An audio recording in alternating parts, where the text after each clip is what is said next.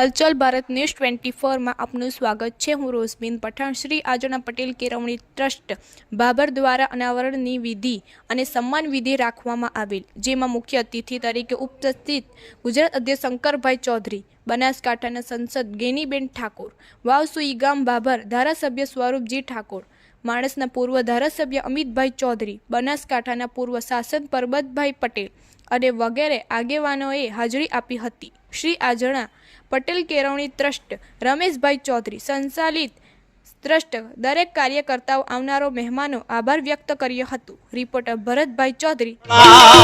જય અર્બુદા, જય અર્બુદા।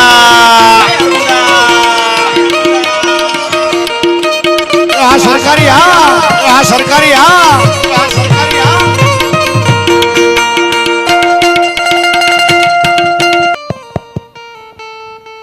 બોલો અર્બુદા માત की जय। આજે 2082 ના નવા વર્ષના આપણો ઓજણા સમાજનો સ્નેહ મિલન સમારોહ અને એ પુણ્ય આત્માઓ અત્યારે સ્વર્ગમાં બિરાજે છે અને આ સંસ્થા માટે જેમણે એક એમના જીવનનો ભોગ આપ્યો છે એવા ખેતાબાપા અને જે શિક્ષણની જ્યોત લઈ અને આપણા સમાજને ઉતરો ઉતર જેને પ્રગતિ કરી છે, આપણે બધા બેઠા છીએ તો એનાથી ઉજળા છે એવા પુણ્ય આત્મા શ્રી ભેમાભાઈ સાહેબ। બંને આત્માઓની આજે એક પૂતળાની જીવાત્મા પૂતળાઓ આપણે તો કહીએ એવી એક અનાવરણ વિધિનો કાર્યક્રમ અને સ્નેહ મિલન સમારોહ જ્યારે બને ભેગા હોય, આખો સમાજ ભેગો થયેલો હોય, ત્યારે સમાજના ચરણોમાં શિર નમાવી અને નતમસ્તક વંદન કરું છું। આજના કાર્યક્રમમાં થોડી ક્ષણોમાં આપણા સૌના આગેવાન અને ઉર્જાવાન જેમણે ગુજરાત સરકારમાં પ્રતિનિધિત્વ કરે છે એવા માનનીય શંકરભાઈ ચૌધરી સાહેબ, અધ્યક્ષ બનાસ ડેરીના 3 વખત બિનહરીફ ચેરમેન જે સિદ્ધિ કેવરાય એવા આગેવાન આપણી વચ્ચે પધારી રહ્યા છે।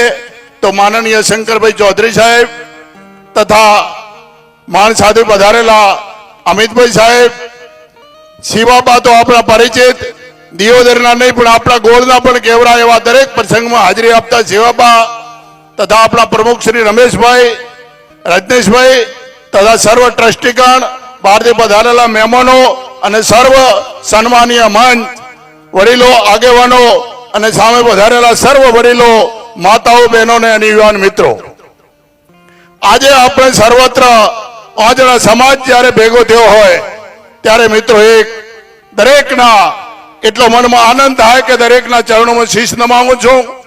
જે મને પ્રતિનિધિત્વની વાત કરી બનાસ ડેરીની, એ આપણે બધા સહયોગથી આપણે બધા સાથે છીએ।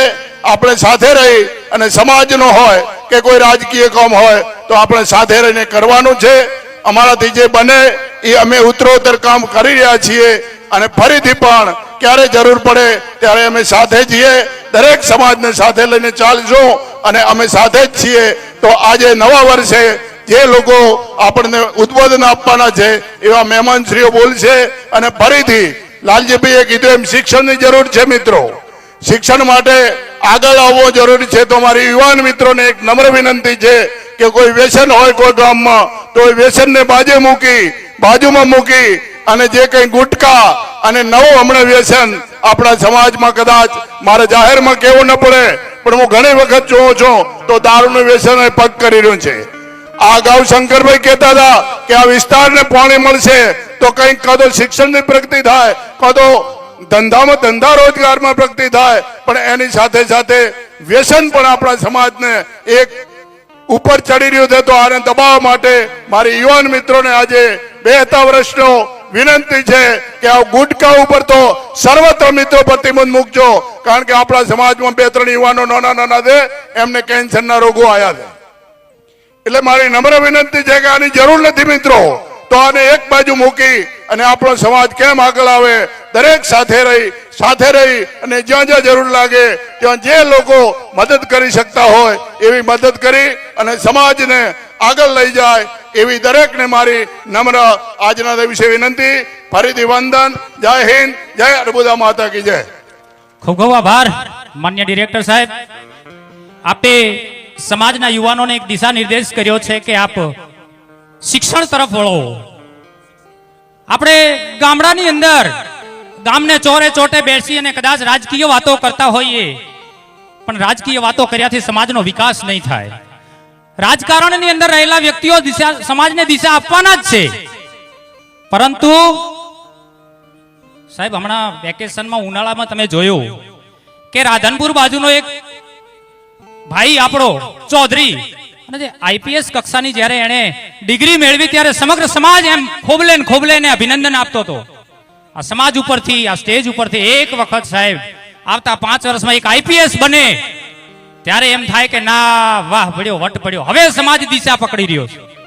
સાહેબ આપણે નાની મોટી નોકરીઓની અંદર ઘણા બધા છીએ. હવે તો આપણે આમ દરેક ગામમાંથી 10 જણ થઈએ, પણ 1, 2 અને આઈપીએસ આઈએસ કક્ષાની અંદર જ્યારે આપણે જઈએ ત્યારે એમ થાય કે સમાજની દિશા નિર્દેશ કરનારા આગેવાનોનો ફળ આપણને હવે મળી રહ્યા છે, અને એ બાબત આપણે ક્યારેય ન ભૂલવી જોઈએ કે એની અંદર આપણે લઈએ.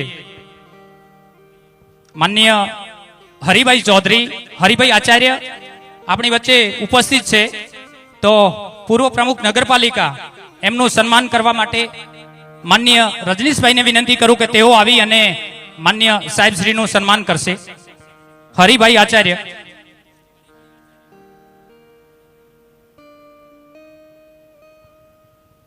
માન્ય હરિભાઈ, બાબર શહેરનું મોટું નામ. બાબર શહેરને જ્યારે આંજણા સમાજને કોઈ મુશ્કેલી પડે ત્યારે ખભે ગભો મિલાવીને વ્યક્તિ સમાજનો નથી જોતો. એ વ્યક્તિ એમ કહે છે કે આંજણા સમાજ એ મારો સમાજ છે, મારો જ છે, હું ભેગો છું. ત્યારે આપણી સાથે રહે છે એવા વ્યક્તિત્વ એટલે હરિભાઈનું સન્માન થયું. સાથે સાથે માલાભાઈ પટેલ, એપીએમસી ચેરમેન દિયોદર, એમનું સન્માન કરવા માટે હું વિનંતી કરું માનનીય રમેશભાઈ સાહેબ પ્રમુખશ્રીને કે તેઓ માન્ય સાહેબશ્રીનું સન્માન કરશે. માલાભાઈ પટેલ સાહેબ.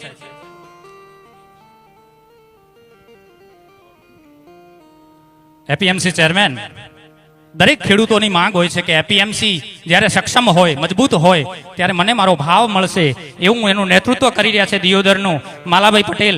એમનું સન્માન રમેશભાઈ પ્રમુખશ્રી. અમથાભાઈ, સાથે સાથે એપીએમસી રાધનપુર એમના ચેરમેન શ્રી અમથાભાઈ પટેલ પણ અત્રે ઉપસ્થિત છે. તેમનું સન્માન કરવા માટે પૂર્વ એપીએમસી ચેરમેન માન્ય લાલજીભાઈ સાહેબને વિનંતી કરું કે તેઓ માન્ય અમથાભાઈ સાહેબનું સન્માન કરશે.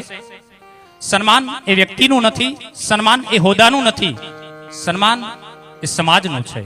સમાજ તમને ખોબલે વધાવે છે કે તમે જે પદ ઉપર છો, તમે જે પ્રતિષ્ઠા ઉપર છો, તમને જે સમાજે અને વિસ્તારે મોભો આપ્યો છે એને દીપાવજો, અને દીપાવવા માટે તમે જે જગ્યાએ વિરાજમાન છો ત્યાં સમાજ તમારા થકી ઉજળો થાય અને સમાજ તમારા થકી શોભાયમાન થાય. એટલી સાથે બારમલભાઈ દેસાઈ શ્રી નવા એ અત્રે ઉપસ્થિત છે. તેમનું સન્માન કરવા માટે દાનાભાઈ મેનેજર શ્રીને વિનંતી કરું કે માનનીય બારમલભાઈ સાહેબનું સન્માન કરશે. માનનીય દાનાભાઈ સાહેબ સન્માન કરશે માનનીય બારમલભાઈ દેસાઈ શ્રીનું.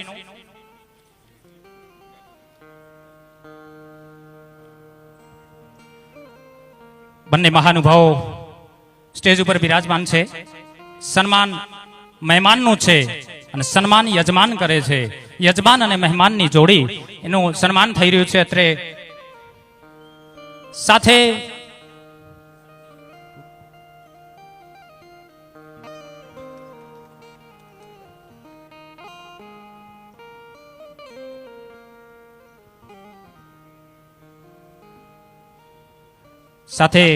ઠક્કર કનુભાઈ મણીલાલ એ પણ અત્રે મંચ ઉપર બિરાજમાન છે, તો એમનું સન્માન કરવા માટે હું ભગવાનભાઈ દુધવાને વિનંતી કરું કે તેઓ ઝડપથી સ્ટેજ ઉપર હોય તો પણ એમનું સન્માન કરશે, અને નીચે બેઠેલા હોય તો થોડા ઝડપથી ઉપર આવી જશે. ભગવાનભાઈ દુધવા.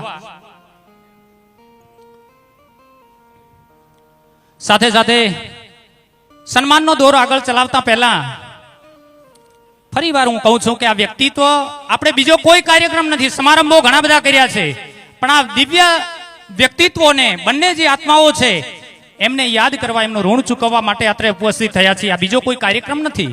ત્યારે સાથે સાદુલબા પણ અત્રે ઉપસ્થિત રહ્યા છે. તેમનો હું સમાજ વતી સન્માન કરું છું અને સ્ટેજ ઉપર વિરાજમાન થવા માટે વિનંતી કરું છું.